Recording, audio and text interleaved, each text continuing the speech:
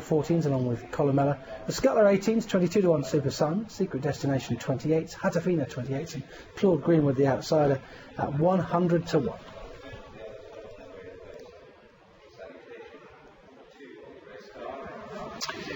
African Oil then in second best in the market, currently a 9-2 chance. Now, I mentioned the possible pace angles in this race. Now, African Oil, sorry, he's only had a handful of starts so far, has made the running. You would expect him to be up there to make the most of the stall one under Michael Hughes. Yeah, you would think so. He led when he won his maiden at Lingfield 2 starts ago. He made all on the rail, which might well have been an advantage to an extent that day, but he pulled clear with Karamak. The time figure was pretty good. He then came out and ran and raced prominently close up in a really strong Nursery, I thought, at Newbury. I was working there that day. It looked like a strong race beforehand. I'm sure that it's going to prove strong form. The winner was always close up, and African Oil was always close up, but most of the horses that raced close up didn't see the races out as well as those two, and it was probably a race that did favour some of those that were held up were seen to maybe better effect than they would have been. The race was run to suit them, and I thought that African Oil did really well to last as long as he did and finish where he finished. The step up in trip, I think, is a positive for him. The softer ground is an unknown quantity, and it was that stopped me getting involved with him, because I thought that I think he was about 11-2, 6-1, maybe even a bit bigger than that. He was the one that looked overpriced to me, but just the fact that he was unproven on the ground and there wasn't real signs in his pedigree that he was going to be suited by it, put me off getting involved with him. He did have that caveat over his participation with regard to the ground as well. The handicapper has probably got a fair idea of where he is now with Dan's Choice, for example, but he has looked progressive, and is it possible just to rate up his latest performance very slightly, because he did have to switch late on? Yeah, and that was quite a strong race. Hoarding, the winner, ran well on his next start, didn't he? The fourth has come out and won. As you say, he did just have to switch a little bit. This is softer ground than he's gone on before, and he's already had chances off this mark. So, like you say, that the handicapper seems to know where he is with him. He is consistent. If he goes on the ground, he'll have a chance. And in terms of a stamina test, he's by Khalif, but the down was a stayer. She stayed 2.25 miles, so there's definite stamina in his pedigree. So he's one of those that, again, he'll run his race. He might just be vulnerable to something open to a little bit more improvement. Talked about a few of those to the four in the market. Among some of the others at double figure prices, you got the likes of Your Art Is On Fire, for example. Now, the ground shouldn't hold any terrors for him. He's only had 4 starts. He might still have more to offer. Yeah, I think Your Art Is On Fire and Super Simon. What price is Super Simon? 22-1. Yeah, they're the two that look quite big prices to me. Your Art Is On Fire, first of all. As you say, he's proven on testing ground. That was a solid enough third behind Back of the Queue. Last time out at Ayr, Back of the Queue had some really solid form lines going into that. Your Art Is On Fire just raced a little bit freely, but still ran on quite strongly, and given how often he has been strong at the end of his races and finding plenty for pressure, then you would say that the extra distance shouldn't be a problem for him, and as we've said already, he's proven on the ground, so I think he's quite a big price. And likewise Super Simon, who has got winning form on soft ground, just like Your Art Is On Fire, is often strong at the end of his races. He's had a few goes, and I'm not sure that he's well handicapped. He's only had one run in a handicap, hasn't he? And he was below form in that. He was very, very consistent in maidens up to that win at Brighton, where he won quite easily as an odds-on favourite. He's by Redback, and the softer ground won't be a problem for him. He's proven on good to soft already, and he's been gelded since his last start, so he might well improve.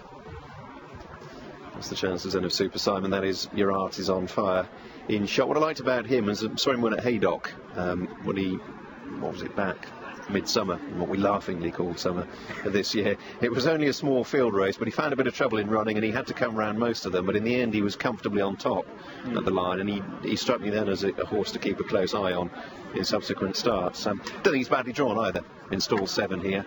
The draw can make a difference over 7 furlongs at Warwick. You can be berthed out high, and it's not a help.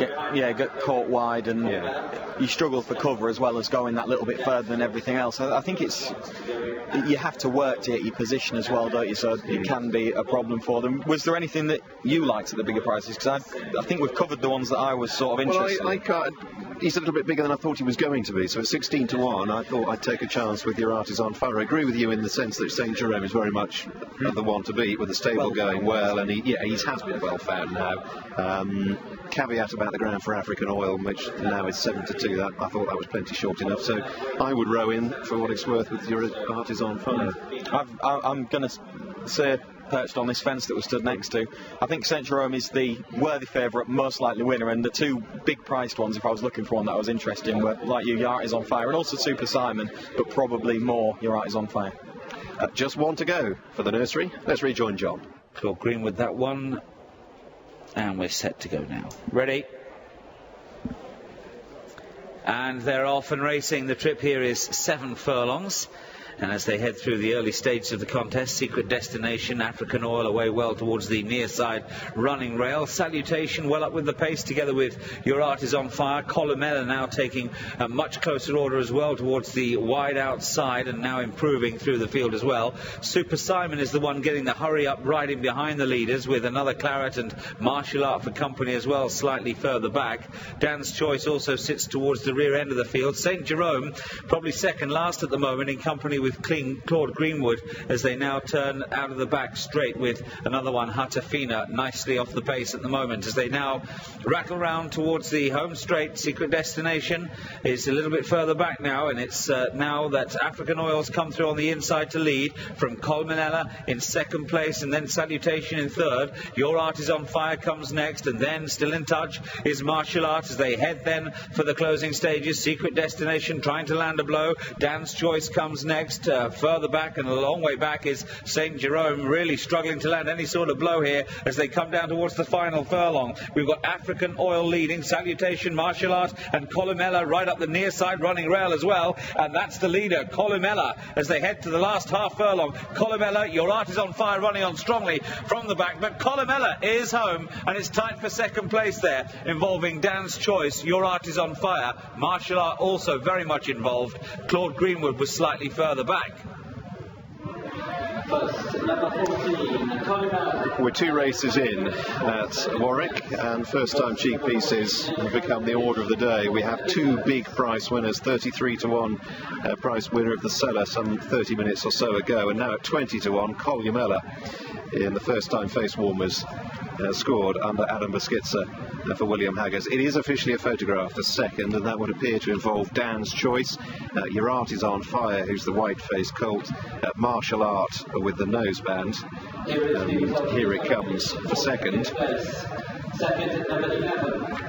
And Dan's Choice is second, and Your Art Is On Fire is third, and Martial Art for the record is fourth. Columella from stall 12, just saying how difficult it was from a wide berth to win at Warwick, and drawn a 12 of the 13 eventually. Columella bounced out under Adam Beschitzer, raced handily, and springs a surprise.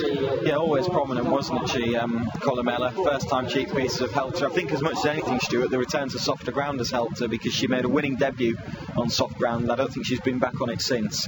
So 2 starts now on soft ground, she's won them both. That's clearly helped, as well as the application of cheek pieces. Whether or not getting the stand side rail was an advantage or not, I'm not sure. It would have been a disadvantage. It wouldn't have been a disadvantage. You've got some horses that have raced towards the centre of the track that might have been disadvantaged, the likes of St. Jerome, but not to the extent where they would have got involved. I mean, that horse was beaten a long way out and never managed to get involved here. The winner always well placed once they get into the straight, and it has proved difficult to pick up a horse who's been ridden prominently once again. African Oil has just looked to get a little bit tired in the softer ground, I think, this afternoon. Yes, I agree. You had 3 of the first 5 home racing up with the pace, and the others that have filled the frame not too far off it either. Martial Art thought his head carriage looked a little awkward at the closing stage. He's just hung to one side. Yeah, I was looking closely at that on the first rerun, because sometimes you can get thrown by the way they carry in their head with the noseband and face markings. It looks as though they had, but I'm pretty sure that he did look to be just carrying his head a little bit awkwardly and holding back. It's quite high as well, isn't it? As you say, 3 of the first 5